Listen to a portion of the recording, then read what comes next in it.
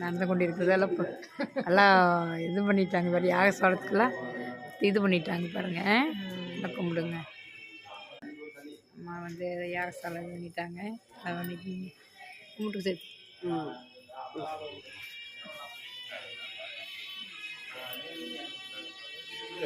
முன்னாள்லேருந்து எடுத்தால் தான் நல்லா. கும்பாபிஷேகத்துக்கு யாகசாலையில் எல்லாம் ஆரம்பிச்சிட்டாங்க. இல்லை யாகசாலையில் உட்காந்து நில பூஜையாக ஆரம்பிப்பாங்க. எல்லோரும் கும்பிட்டுங்க.